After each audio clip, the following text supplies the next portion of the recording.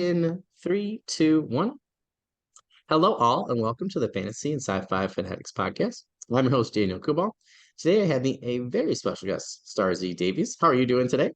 Hi, I'm doing pretty good. It's a Monday, and I almost messed my own name up instead of someone else's for once. So, my wife's like, "Do you need two coffees today?" And I said no, but I think I made that mistake. So tomorrow, I'll definitely do it too. But I got it right. So, and we were talking, before we start recording. I did hear you on, Herman's podcast, the greatest podcast in the multiverse. I loved your guys' interview. So I was teasing. I was like, I'm definitely gonna steal Star on for mine and a couple other people. So I was glad that actually I could get you on so quickly to fill in for some people for weekday recorded episodes. So I was really excited about that. So Yeah, I'm really anxious to get started and pick your brain. So, but welcome. thank you. I'm happy to be here. Excellent, excellent. Well, we'll start with that first question, which is always one of my favorites. What has your writing journey been like up until this point? So I actually got off to a pretty rough start. My first book was, well, I think it took me about 5 or 6 years to write, and I ended up rewriting almost the entire book. And then when I was like, it's good, it's ready, let's go, let's do this. And I hired a cover designer and I got everything ready and I set my publication date and it released right when COVID hit and Oh man, everything shut down. yeah. So I had to adapt because I was already starting to get pretty knee deep in the sequel. Mhm. So I was like, I got to keep going. Yeah. I'm on a train now and the train's left the station. We're just going with it. So, just like everybody else, I had to adapt. And I think that I did pretty well adapting. That book came out, in 2020, in March of 2020. And now I'm sitting at 11, 12 books. Oh, wow, that's awesome. So I've figured out the secret sauce for myself at least. That's awesome. Can't help but quote Good Burger there and be like, "What's in your sauce, Ed?" A little bit of this, a little bit of Yeah. that. Well, that's awesome. I just have to point out because I don't think certain people, I don't certain people know that that's a pretty prolific number for, 3 years. That's a pretty prolific number for 5 years. So, I'm just curious before we move on, what is part of your secret sauce? Like, I know a lot of people talking about writer's block, and I tend to just write, like if I'm stuck on one story, I tend to go to another one and usually have like two or three that I'm working on if I do get stuck. So I was just kind of curious, like what is part of your secret sauce to get that many books out in that short amount of So time? I'm fortunate that I don't have to have a day job. Mm, My husband does well enough to be able to take care of the family that kind of gives me the flexibility to work my schedule strictly for writing. So, mm, I think that that has a lot to do with it. The fact yeah, that I can sit down, I shove everybody out the door in the morning, and I can sit down and write until I have to go pick my kids up from school in the afternoon. So, that makes a big difference. But, when it comes to things like writer's block, I tend to force my way through it. I accept that it's a first draft and mm, it's probably going to get changed anyway. So yeah, I just force myself to write something. And sometimes I go back thinking I've written garbage and find out that it's not garbage. And sometimes it is. And I just force my way through and keep going. yeah. I like that.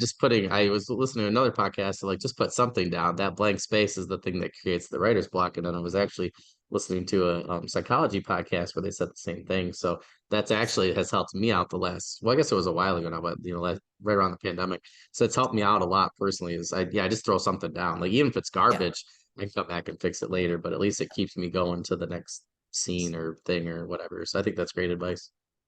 Yeah. I would say we're already getting some good popcorn stuff on a Monday, so I already feel pretty good. uh, I okay, so I had somebody that asked me this the other day in a private message, so I thought I'd start to ask some of our guests the next couple of weeks, a couple of episodes. I'm just curious, what has been your biggest obstacle so far in your writing career? Finding the readers. I mean, I guess It's a good one. for any independent author, that's probably the biggest challenge. I know what I've written, and the people who have read the books have really enjoyed them, so I know they're good. Um, it's finding more people and And you can make the snowball, but you have to have a hill to roll it down. Yeah, And yeah, yeah. finding that hill is a challenge. Yeah, yeah. I was just curious at what was maybe one thing that you've done to try and overcome that challenge or to find new readers. Like, I know like my friend Christopher G. Brenning, he goes out to quite a few shows around the local town and he just goes to, he just sells a bunch of paperbacks, and that's pretty much like what he does. But I know like other people like my friend CM Quinn, she does a lot of TikToks. So I was just kind of curious that, like what you do to kind of, create that hill, so to speak, and find those new readers.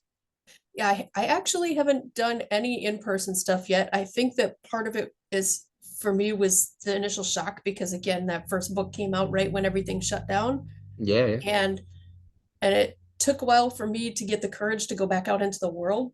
Oh And yeah. since then, I've been so busy writing books that I haven't, by the time I find out that there's an event coming up that I might like to attend, it's too late.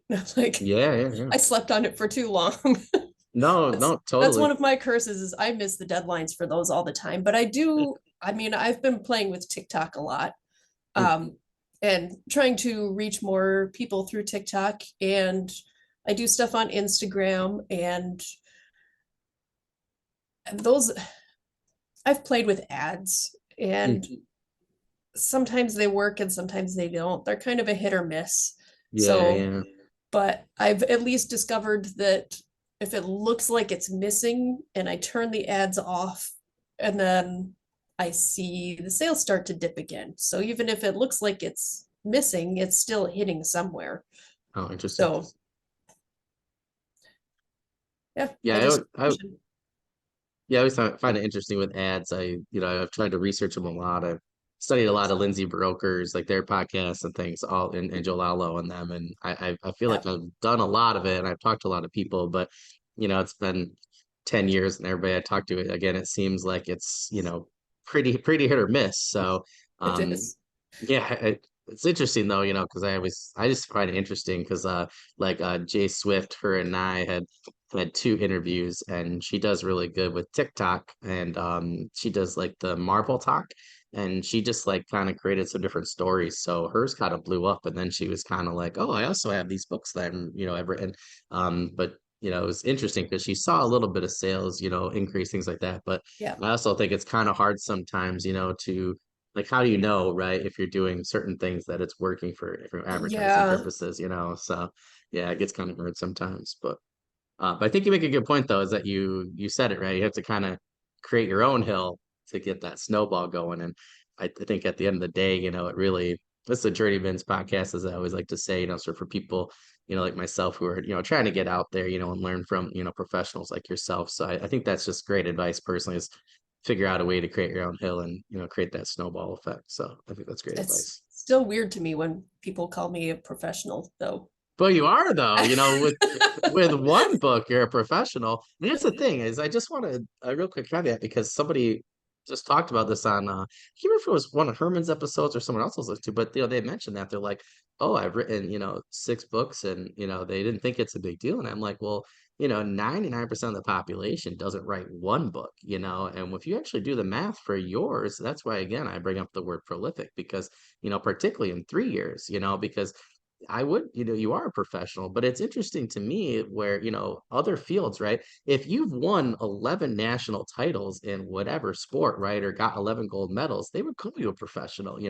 But it's interesting that with books, right, like you might only think you're a professional if you're Brandon Sanderson or, whoever, like Daniel Steele, like whoever, and I Right. just think Stephen King, but again, it's interesting because even the, person that's in the NBA or, FIFA or whatever it is, right? They're on that team and they're at that level. So I would say, it's the same thing. But it's always interesting to me, when I talk to authors or creators where, you create something that most people wish they could do. And it's always interesting to me that, unless it's, I have a million sales or whatever people's, Well, judgment I is, think it's that kind of part of it interesting. is because we're contained in a box, right? Like That's a good while point. we're doing it, and so like literally this corner that you see me in right now, this is my box. Yeah, yeah, yeah. And this is my work zone. And I actually for my birthday, my stepson gave me a game and he's like, "You got a gaming PC, you can download it on your PC." And I was like, "No, Yeah. nope." No games My on this office. computer. Yeah, yeah, yeah, yeah. It's funny.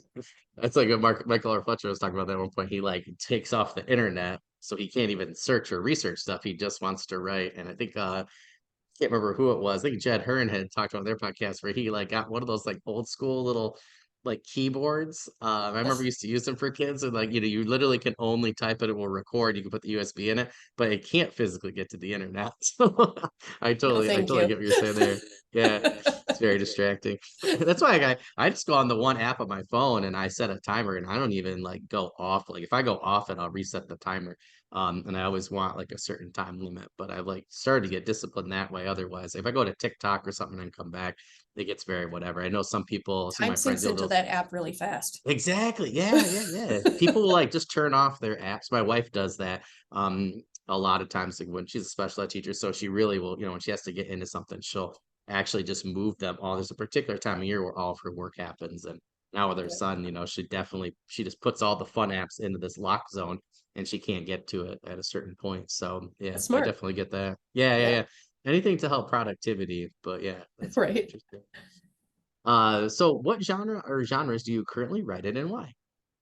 So most of my stuff is more sci-fi and fantasy based. I am more of a fantasy reader, but the books that I've written so far, I guess it's kind of a split. Because my original Powers series is more like a dystopian sci-fi. Oh, It's everybody has superpowers, but it's futuristic technology and everything. mm, So there's a lot of sci-fi elements that come into it as far as the technology levels go. Um, and then the Powers Legacy series is two of the characters are from that same city. So they have oh, all of the futuristic sci-fi tech, but they leave the city. So they're going out into the post-apocalyptic wasteland. And then they end up encountering other communities that they didn't know had existed. mm, And so those are kind of more fantasy based. Like one of them has set themselves up with a monarchy, and that's one of the big obstacles in the series is overcoming this royal family. And I have a historical fiction series that reads more like a fantasy series because it's set in Mongolia, and it's very different from all the other stuff that I've done so far, but it was a story that is based on real people and it hadn't been told before. And so I wanted to tell this story because I thought it was amazing. So it's kind of more like Game of Thrones, though. In fact, there's a lot of similarities between this true story and what happens in Game of Thrones. But so yeah, it has more of a fantasy feel. And the next series that I'm working on is going to be a dark epic fantasy. oh, cool. So I'm starting to lean more towards the fantasy vibe, but I'm having a hard time letting go of this Powers universe because Mm, I like it and my readers love it. So it's hard to let go. yeah, yeah. Oh, that's super cool. Well, I definitely like, we're first of all, I loved when you were talking to Herman, and if anybody has not watched Star's interview with Herman on the greatest podcast in the multiverse, I highly recommend it. I really enjoyed it, but I just wanted to just talk real quick because I think some people don't realize like how important historical fiction is, in terms of fantasy and and I'm a history teacher, so I really love history, coming up with different societies and things like that. But I just really liked what you had said in that interview, just about the whole Game of Thrones connection. I think a lot of people, forget that, George R. R. Martin, did a lot of research and things, and really looked at a lot of royal history past, and kind of, Yeah, molded those things well, together. the So Dothraki society is very, very much like the Mongol society. Like the yeah, way that they live by the horse and the way that they move, they're a nomadic culture. And so there's a lot of similarities between yeah. just that alone. Yeah. Well, and I think too, like their underutilization before being united by a strong, leader who wanted more for them. Strong I think that female leader, by the way, strong female. in both Yeah. cases. Yeah. Do you mind just talking a little, because I didn't put it in the questions, but I just wanted to bring up your historical fiction. Do you mind just explaining that a little bit? Because I know there's a lot of people that would really be into that too. They message me a lot when I have the historical fiction authors on. So I think it was sounded so cool. I'm looking forward to reading it. So So I actually stumbled upon this story by, I don't know if it was by accident or happenstance or what, call it what you want. But when I was an undergrad, I was in a history class, and our big final was we had to find a book that was set within a certain period of time, and we had to read the book and write like this really long research paper about it. And I found Jack Weatherford's The Secret History of the Mongol Queens. And the first half of the book talked about a lot of the women that we've heard about before that were from Genghis Khan's era. The entire second half of the book was about Mandukai, and her story was amazing. And so that was like the central focus of my research paper for that class. And I had one of the advisors read it over before I turned it in, and she's like, "Is this real?" I was like, "Yeah." And I showed her the book, and she's like, "This reads like a movie." And I was like, "I thought the same thing." And so I knew at that moment that I was going to have to tell the story someday.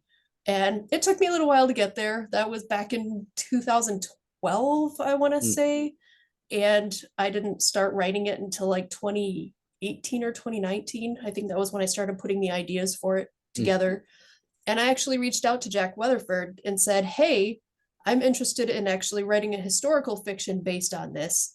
Is there anywhere you can point me for research, any advice that you can give to me?"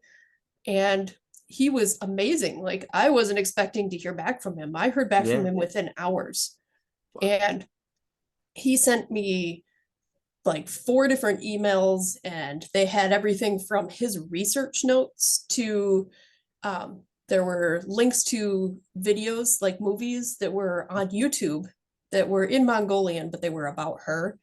Oh, that's And cool. a symphony apparently wrote an entire symphony about her. Hmm. And so he sent all of this information to me. And then I reached out to him again and was like, "I'm trying to figure out pronunciation for some of these names." And he's like, "There's this really good thing called an audiobook." And I was like, "Oh, why did I not think of that?" So I got the That's audiobook smart.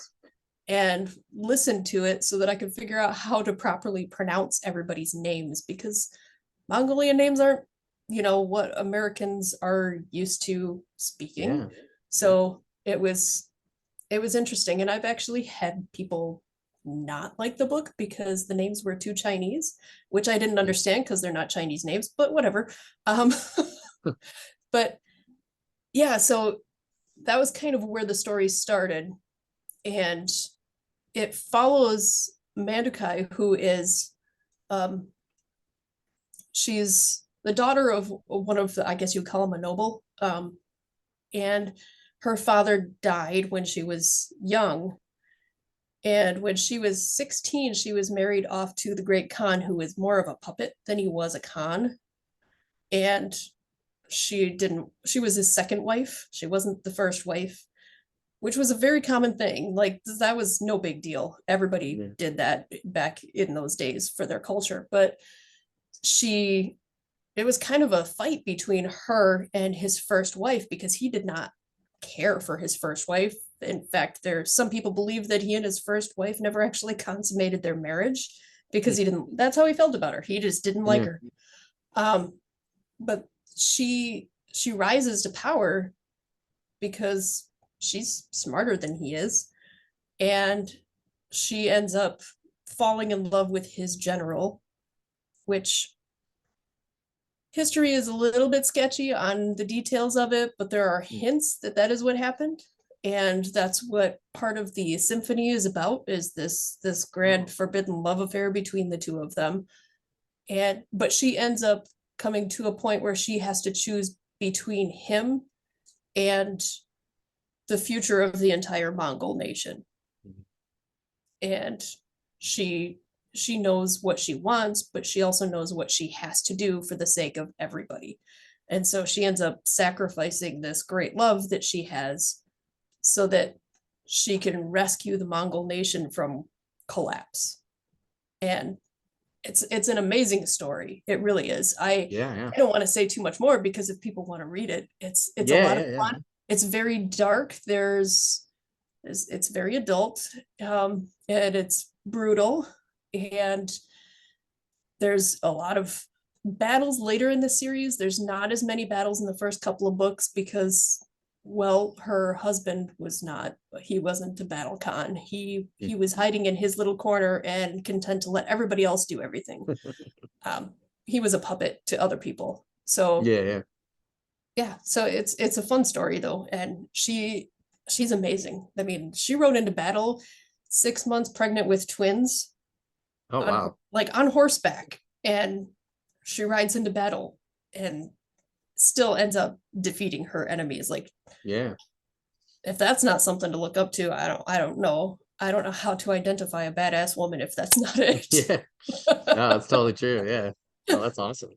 Well, I loved where you know had mentioned that story on on Herman's podcast, and I was just like, man, there's like just two great lessons I think you can learn from there. And one is I didn't think of audiobooks like for pronunciation.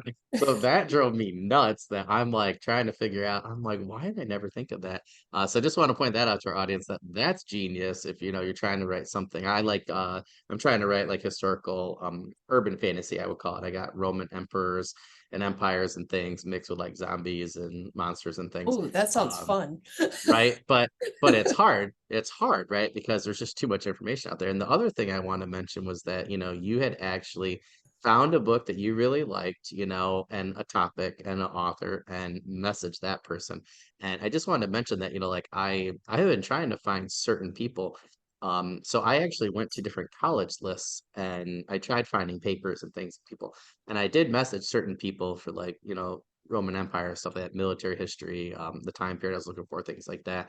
And it was really difficult. So when I had heard you on Erwin's podcast, I thought that's a really good idea because I have a lot of books on, Roman military history and different things I want Yeah, to put in the book, from the historical, or military aspect. And I'm like, why didn't I just get a hold of those authors? Because just like us, right, they want to talk about their book and that right. topic. So I just think that those two things, were just so good from that interview. I just wanted to bring them up again because I definitely that helped me out as an author thinking, okay, I when I'm finished with these things, I can go back now and use some audiobooks to help me and, then probably go and talk to those people that I really enjoyed, and have them help me with the research process. So I just think that Yeah.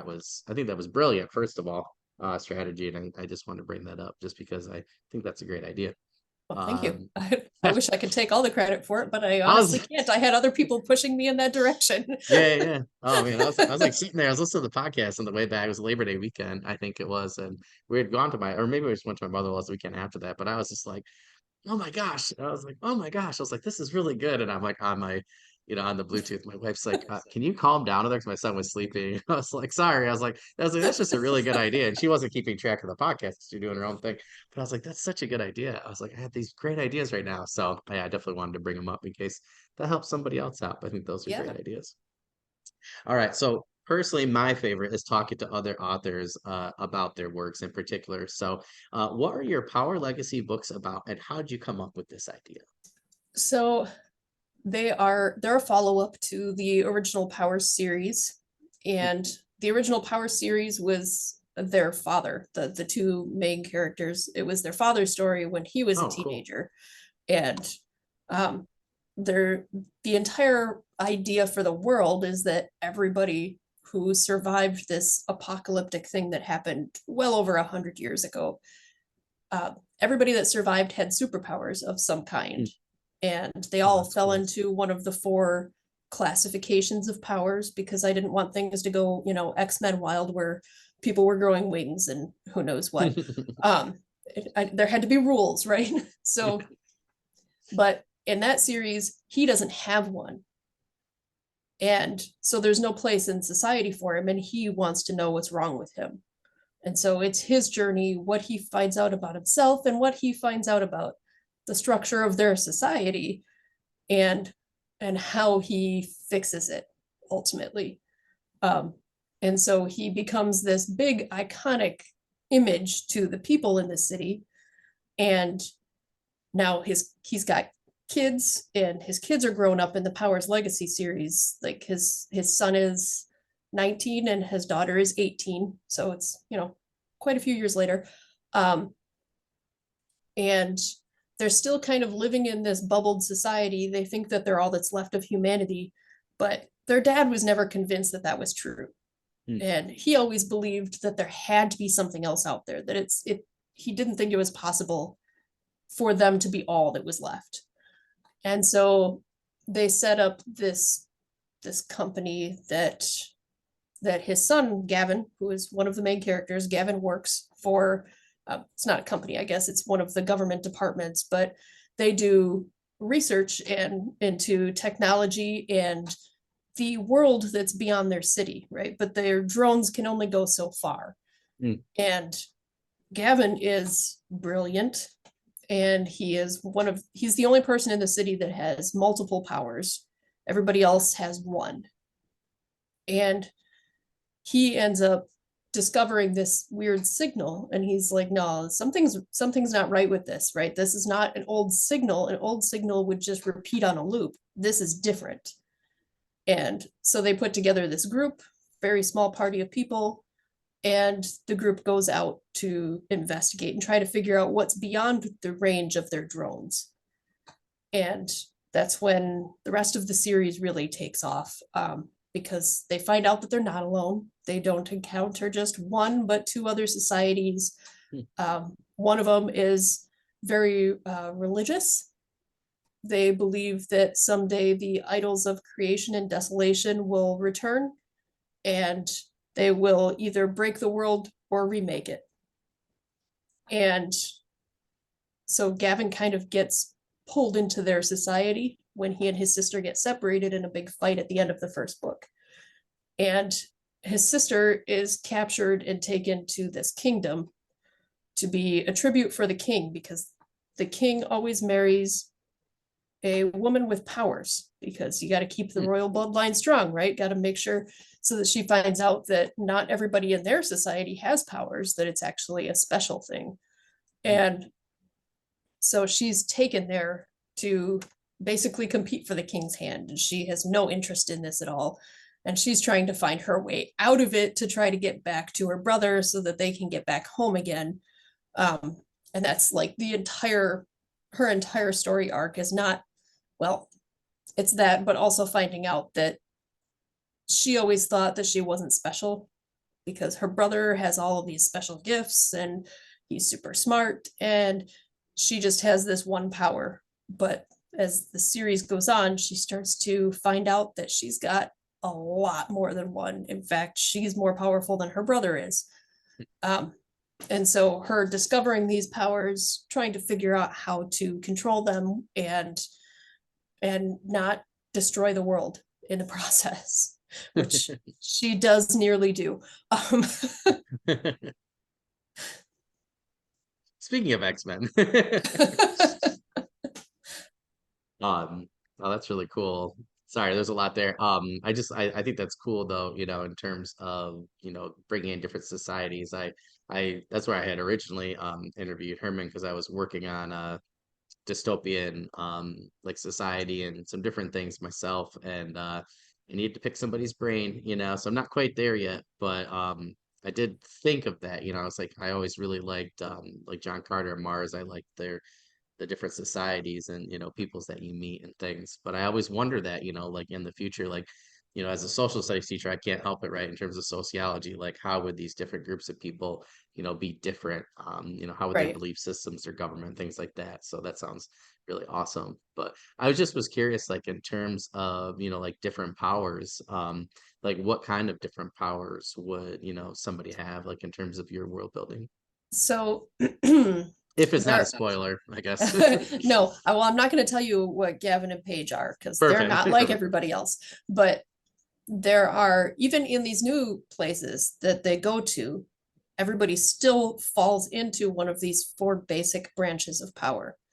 And there's the four main categories. There's the divinics, who are people who are more like divine powers, like they can read people's auras, they can, predict the future, they can read the stars and understand what's happening. Um, and then they also, some of them also have healing hands. Then there are the somatics who are more the body, right? So the people with muscle memory, people Mm, who have enhanced strength, people who have other enhanced senses. You don't usually find people who have something from multiple, mm. pieces. So if you have Yeah. muscle memory, that's what you have. You don't have that plus strength. It's just that one thing. Um, and then there's the psionics, who are the people who are more the mind, right? That's where you have the telepaths and the telekinetics and the clairvoyants. All of those people fall into that category. And then there's the final one is naturalists, who are the people who manipulate nature in some way. So Oh, that's for cool. some people, it's being able to turn, liquids into solids or vice versa, or being able to change the way that certain matter is constructed to make something else, or enhancing crops. So it's all very nature based stuff. So as long as it has something to do with organic materials, they can Yeah, work yeah. with it. Oh, that's cool. I was just curious, like, in terms of like that creation process, did you like go from like an X-Men or like a sci-fi like angle, or did your D&D background kind of, like come into play there? Or No, not really. I can't even remember how I ended up classifying it this way. I think that when I was trying to figure out for that very first book where the powers were going to fall, I knew that it would be really easy for superpowers to go overboard yeah, and yeah, and yeah. just have things that were all over the place like you have in any of the Marvel DC universe, you know. And so I knew I had to construct rules, and so it took me a while to figure out how those rules were going to work. And I honestly can't remember how I ended up deciding that it was going to be these four classifications. I think that I was kind of looking at some of my favorite superheroes Mm, and trying to figure out, if they were to be in my world, what would they be considered, right? And yeah, so yeah, I think that that was where things started to fall into each of these four categories, and not all of them did. And those ones I was like, well, now I know what kind of powers I can't have in this, right? Like things just started falling into place. yeah, Um, and then once I had those four figured out, I broke it down even further within each to say, okay, within the naturalists, what can these people do? And so, you know, Miller, who's one of the side characters, he has his own origin book now, but oh, he is he's different. He has electromancy, so he's a naturalist mm, that can manipulate electricity, oh, that's cool. um, and he's really good at it. But when he was younger, there was an accident, and he ended up somehow being given the powers of cellular activation, which were also naturalist powers. And he ended up being able to use those powers too. And the person that had that power before died.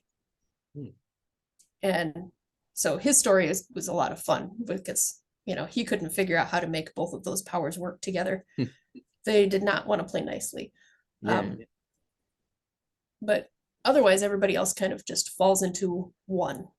And he was an exception, and Gavinet and Page are the exceptions also. Oh, that's cool. Yeah, I just was curious because I feel like that's always like the thing, like you just mentioned, like I don't even know what I was doing recently. I was just like, this doesn't work because I was like, everybody, again, just, yeah, if you have multiple powers, I was like it's one thing I think to have somebody who, is really, you know, um, is just keen in one power or has a little bit more of, an aura in that power or something, but just to be able to do anything and then to be able to do multiple of those powers yeah, it just seems like a can of worms where like going Brandon Sanderson route, it's just like it just gets too crazy after a while. And Yeah. um Yeah, the there thing has with to be this, rules, yeah, right? There needs to be yeah, structure. And yeah, so, and totally. the nice thing is when you implement those rules, like me saying, these, nobody can have some more than one power. Once you implement those rules, then you give them weaknesses too, because there's only so much that they can do. So it gives you more to play with in a way, because now you have all of these weaknesses because they can't do these other things. Yeah. No, totally. Yeah, I think that that rule set. I think it's always hard coming up with your rule set, but It I also is. think it's really hard to stick with it too. My friends always like, I came up with these rules and now I really want to do this thing, but I can't because I have to stick to my rules after like 3 books. And I'm like, he's always trying to figure out ways, where he's not writing himself into a corner later, but at the same time, being able to, to follow those rules. I don't think there's anything that bugs me more. Like I mean, obviously it's fantasy, it's sci-fi. If I could watch Jason Statham, flip a car over and transporter two and get rid of the bomb on the bottom of the car with, the crane or whatever, I think I can suspend my disbelief enough to, to think X, Y, and Z. But yeah, it does annoy me where I'm just gonna bring it up just real fast. Everybody send me hate mail, it's fine. It just bugs me that Gandalf and them are able to transport, but yet or with the Eagles, and we just, that just bugs me. It really, I love Lord of the Rings. Hobbit's my favorite book of all time so far, Yep. and but it drives me nuts, and I know Brandon Sams talks a lot about that in his lectures and stuff for BYU, but that just drives me nuts. Like once he brought it up, I was like, I can't get over that. And as a writer and a reader, I'm like, I I can suspend my disbelief, but to me that just like ruined the whole thing. Because I was like, why can't you at least get close enough? And there's all this strategy and stuff, but it would have made a good story, I get, but I wish that he hadn't have done, been able to do that with like Gandalf's power or whatever. The Yeah. movies obviously add more stuff to it, but even in the similarity, there's different things where it's like, why isn't this possible, sort of thing. But yeah, I think it's hard Yeah. to at times stick to your own rule set. But I do think most people I find like that. If you just add on something new every time, you're like, okay, there's really no rules then in this universe. And really, I think that's the problem with So fantasy and sci-fi sometimes. Is you're just people think we can just do whatever, which we can, but that to it a doesn't to a necessarily. degree, right? Like Yeah, exactly. Yeah. there's always limits, and because Yep. there's limits as to how far the reader will go too. You Yeah. can't Yeah. push too far. So, but that was when I wrote the original Power series, I wasn't planning on following it with this other one. Gotcha. Um, but well, Eugene is trying to figure out what makes him different from everybody else and why he doesn't have powers. He does end up learning why he doesn't, and he never gets one. Spoiler alert. He doesn't. It's impossible for him. It's literally his DNA can't do it. So, but he finds out why his DNA can't do it. And that's actually the thing that makes him special. And so he finds out, okay, tiny spoiler, but that he's a carrier for the next step, Oh, that's basically. cool. And so he's told that his children could potentially have not just one, but multiple powers. Hmm. And so when I finally came around to the Powers Legacy series and I was like, oh, I'm writing his children. Oh crap. I opened that can of worms already. Now I have to figure out how to deal with it. And so I was like, well, it actually gave me a lot of room to play, especially since, Paige had no idea what was going on with her and she couldn't understand why she had insomnia when she was growing up and why she always had these terrible nightmares. And to her, that was just a thing, right? Like she had insomnia and she had nightmares, didn't realize that she had the ability to dream. Mm. And so she didn't know that her body was trying to tell her something. Um, and once she figures that out, she starts to learn how to use that to her advantage. So it was kind of fun watching her open the box Yeah, and yeah. take the pieces out and learn how to play with them. Um, but she also had nobody to teach her how to play with them. So things go Mm. wrong probably more than they go right. Which makes a good story, right? Right. I just saw a quote on that like yesterday. It's like, I kind of feel better now since my writer friend told me that my life isn't garbage. It's just I'm the main character. and things just keep happening to me to keep the story longer or whatever. And I was just like, oh man, I was like, whoever is watching my story or reading it is having a blast right now. So yeah, I thought that was really good. I just was curious, just real fast. It's like you and Daniel Harrison had both, like he has his Moth series, and I think it's like 5 books I read, and it was awesome. But then I really liked the next book was like about their like the two main characters, like their daughter. Sorry, spoiler, it's been a decade. So, but yeah, but like I was just curious because like I read the first book and I'm thinking, oh, there's no way I'm gonna like these characters as much as, like the original ones. But I really, really did, and I really enjoyed their daughter's character and some of her companions. But I was just curious, in terms of like, you have your books and then you're writing your own legacy essentially. So I was just curious, with that experience, like, did you find, and you said, you had a couple things that were easier, a couple things that were harder, but like, did you find that, you enjoyed doing that more and developing the world and the characters more, or did you find that it was harder than you thought? It was harder than I thought at first. Mm, Once I had decided I was going to write it, I knew that I couldn't write it in the same place because everybody was familiar with the society, and now it's supposed to be this utopia instead of a dystopia. And so I had to take them out of the box, like move them away from home. And once I figured out what they could encounter along the way, then it became a lot of fun. yeah, And I had I had some of the basic ideas for the overall story figured out. And so as long as each book kind of hit where it was supposed to, mm, I just let the story unfold itself. And it was a yeah, lot of fun just watching that happen. My husband doesn't completely get it. He's like, yeah. this is you and you're writing it. I don't understand how you don't know these things. Like, and I'm like, the characters develop their own personalities, Yeah, especially if you don't lock them in those boxes. They develop their own personalities and they grow. And so as long as I'm leading them from point A to point B, I let them have that organic growth along the way. And I feel like that makes them better characters yeah. overall. Yeah, it makes them like more real. I had a character that just absolutely ticked me off in my first fantasy book, and I was like so close to having the rough draft done and to send it to alpha readers. And then he's like, "Hey, I'm not in this book." And then I'm like, "What do you mean you're not in this book?" And then the woman he's with's like, "Yeah, I'm not in this book either. We're together romantically, but we're not in this book." And I'm like, "Well, that's really inconvenient." And then I realized I still needed those two characters, and then the one character molded and actually he was. I had to do a bunch of different world. I mean, it was just like it's been a mess. But my friend's like, "It's better though." I'm like, "It has been a lot better." I'm like, "But man, are they annoying?" Because it's almost like it's almost like my son. Sometimes I just want to change him lately. He just wants to roll over all the time. I'm like, just let me do this thing. It'll be a lot easier. So yeah, I agree. They just tend to, but again, I think that's where the best characters come from, or where they, like you said, they, So develop there is organically.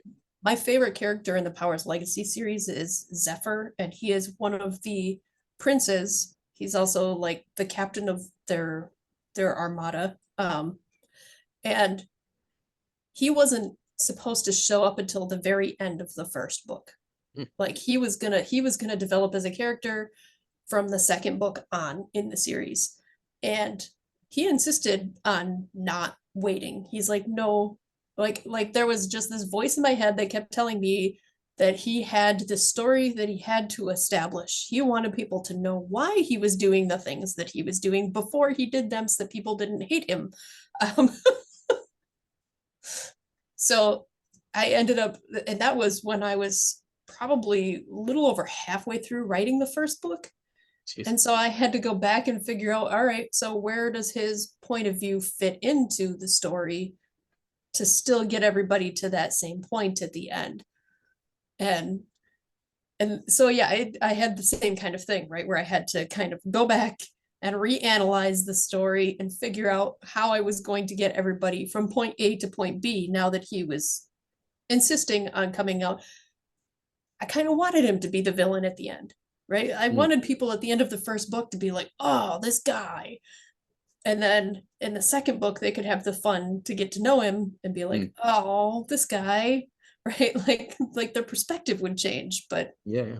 but he didn't know. He wanted people to know why he was doing what he was doing, Yeah, and yeah. I think it turned out pretty well.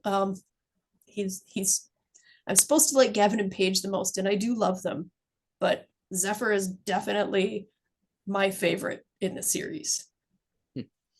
I just want to point out because I've talked to a lot of authors about this over the last couple, like really like over the last year in particular with season two, and it seems to be popping up more and more where people are just listening to their characters. And but I have had a few people who are like, oh, I didn't listen, and I did the original thing, and then I don't know. I feel like those are to me the times where I've talked to other authors and creators where when they didn't listen to that character, those are the times where the characters or whatever they didn't do felt flat with what they did do. Yep. And then they're like, God, I really wish I had done that thing that the character told me. So I just had, and that's why I was like, I said to my friend, I called him my best friend, I was like, I was fuming, I was yelling, I was whatever. And he's like, are you okay? Like he thought there was something wrong with my wife and I or work or something, I was like, this stupid character changed his name, changed his whole entire like D&D class, and I had to do all this research on like 17th century like thief breakers and police and just all these things. And I was just like, and he goes, God, that just sounds so cool. I'm like, shut up, like don't side with him, you know what I mean? Like You don't understand the stress. yeah, and then the other one, I'm like, don't get me started on her. And her character class was still there, and they were still like, buddy cop kind of thing. I was just like, fine, whatever. But the more I like went into it, I was like, oh my gosh, I was like, this is a lot better. So but I tend to listen to people that know more than me, and I just more and more hear that. So I'm just so happy to hear authors saying, listen to my characters, because to me, that's when the good stuff always happens. And that's when I'm Yep. reading characters, like yours, where I'm like, oh, that's really cool, and that's when I think people really enjoy the story more. Because I think it's like I just talked to my class today, I want them to pick a project of something they really, means a lot to them. So I did like a couple podcast examples. I'm like, I could talk about podcasting all day or authors I've met or their books or characters or processes. And like, otherwise, you're going to do something, you're just going to phone it in, and I think that readers pick up on that, that Yep. you want to do that cool thing, but you didn't. And, they're like, okay. And then they just get to the next thing that you really did enjoy writing. So I think it definitely, shows up in our work a lot more than we think. So, Yeah, I had that. I did have a problem with Gavin because he's neurodivergent. mm, He's very antisocial. He doesn't do well with people he doesn't know, and now he's in this entire place with nobody that he knows. yeah, yeah, Um, and so I had a very hard time getting him to cooperate. Like they put him in a room, right? They're trying to be accommodating people and they give him a place to stay, they give him a bed, and he hides in this room and he was just refusing to cooperate. It was like pulling teeth to get him to do anything. And I'm like, I had to have this little pep talk with him, right? Like, come on, man. Like, I know that this is hard for you, but you also want to get back to your sister, and that can't happen unless you step out that door and do yeah. something. Like, she's not going to come to your rescue. You have got to rescue yourself. Let's go. And there were still points when he was like, nope, not doing that. Nope, not doing that. And I'm like, well, you have to. There were points when I had to push him along. Otherwise, his story would have just been him sitting in a room hiding from everyone. Nobody wants to read that. Yeah, yeah, yeah, yeah. I always like that with like the Hobbit movies in particular, where they kind of brought that part of Gandalf pretty much like trapping, Bilbo into going. Like I just always like that because I just now as a father, I'm like, God, I do that all the time to my kid. I'm like, you will like this thing. Like today, I'm like, you want to go to daycare, you have to put on clothes, like that kind of thing. And sometimes I feel that's how characters are. They just need a They kick in are the butt to characters get are out the like door. babies, right? And if you Yeah, yeah, want them to learn how to adapt in the world, well, you want to keep them away from falling down the stairs, but at the yeah. same time, you got to let them explore. And so it's like we were talking about putting them in boxes, it hinders them. You got just like with a child, right? You have to let the child explore. You just kind of keep an eye on them and make sure you're nudging them in the right direction so they're not hurting themselves. Or I guess in the case of characters, that part doesn't matter as much, but Sorry, guys. sorry, not sorry. No, it's totally true. Yeah, it's hilarious. I just now I'm gonna just treat them like my kid. can't get that out of my head now. Um, I was just curious for as we're wrapping up here, like in terms of powers, like so you mentioned quite a few. I'm curious that like if you could pick one of the powers that you made up, which one would it be and why? Oh, I don't, I, that's a really good question. And I should want a bunch of them, but I've also seen what happens when people use them. And so Fair. I'm looking over here because this is actually where my list is. And I'm Oh, like, that's wow, cool. what would I pick? Definitely not telepathy. I think that psychometry would be pretty cool. So that's like the ability when you can read the history of a person or an object through touch. I That would think be that that cool. would be kind of neat to have. Yeah, yeah. Um, Again, it could be abused, it could be dangerous, and if you don't know how to control it, it could also be a detriment to yourself. But Yeah. yeah, No, that that would one be would cool. probably be fun. Yeah, yeah, yeah. That'd be awesome because I think you could like, like pick something up and they always say like know your enemy, keep your friends closer. Like you can just pick up something and, get their reading and I don't know, you could either be really friendly about it and, help people, or you could really be devious about it and get whatever you want out of a situation. I think there's a lot of, I mean, that's why like I love it in Star Wars. I mean, So like Quinlan Voss is like one of my favorites. I think that yeah. writers that originally did him with his first mini series with Dark Horse did just such a good job because I was like, what is this stupid Jedi power? And then, but like they used it, and I was like, oh my God, that's so cool. It's pretty And I cool. mean, yeah, they just did such a good job with it. It was really cool. Yeah, Eugene in the first series, he had a friend that he made along the way that she could do that. She could read the history of a person as long as they were willing Mm, through touch.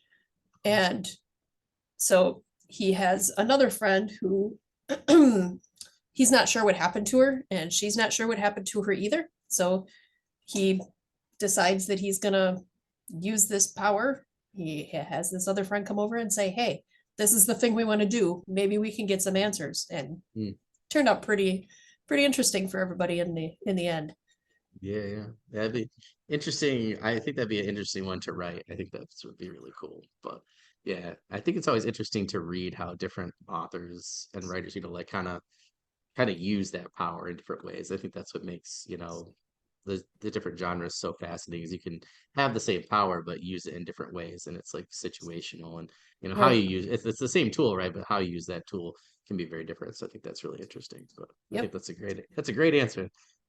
I was thinking about it myself. I was like, I don't really know because we were just talking about it in class yesterday or on Friday. So the kids were asking me, so I thought I'd send you that one. So yeah. So for that last one there, do you have any news, updates, current projects, things like that that you can share with us? I am always doing something. I can't Ah, not do something. It literally drives me insane to not be doing something. yeah, So amen. I've been doing some mini books for the princes and the Kingdom of Tides from the Powers Oh, Legacy cool. series and kind of getting a little bit of their history, and it's been a lot of fun.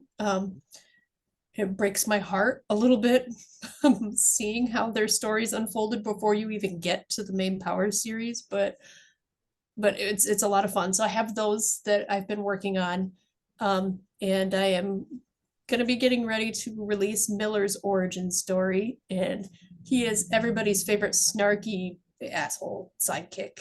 He's the guy that nobody likes, but everybody loves. So there's that, and then I have my big epic dark fantasy series that I'm working on. I haven't started writing yet, but I have the main characters and I have the a lot of the lore is already written, and so I'm just about ready to get started on that one. That one's going to be a lot of fun. Yeah, yeah, that sounds awesome. I remember you were mentioning that a little bit with Herman. I was like, oh, that sounds really cool. So, yeah, that's really neat. Well, we have quite a few of your books already to kind of keep us going until you're done with that series. So I'm really excited. I love your covers, by the way. They were as soon as I had to pull over and when I was listening to your interview, I had to like look them up. As you and Herman were talking, and I added them to Kindle. So I'm really excited to get started there. But I want to thank you so much for coming on. Like I said, I was so happy that we could connect so quickly and, and get you on so much earlier in the season. So that was super cool. So, but there's anything I could do, in the meantime before this comes out in December, just let me know, and I'd love to help you as much as possible. I always tell people, tag me, email me, whatever you got. I will send it to the moon and back and put it on all of our channels. So, but yeah, it's awesome to talk to you. And if there's anything, you want to talk about in the future, I have some seminars and things that'll come up in the winter. I'd love to have you and Herman on and a couple other people at the same time and kind of ask some different questions and see where we're at and what you guys come up with. So That'd be fun. Yeah. yeah, awesome. Well, thank you so much, Star. And you have a good rest of the day. And I will hopefully talk to you really soon on social media. Yeah. Have a good one. You too. Thanks. Thanks. Bye.